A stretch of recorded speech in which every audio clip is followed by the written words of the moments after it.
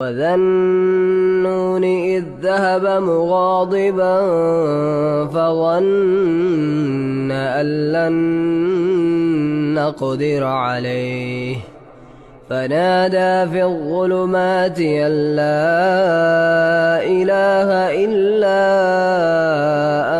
أنت سبحانك إني كنت من الظالمين.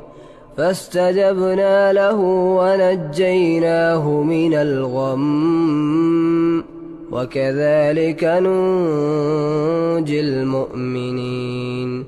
وزكريا إذ نادى ربه رب لا تذرني فردا وأنت خير الوارثين.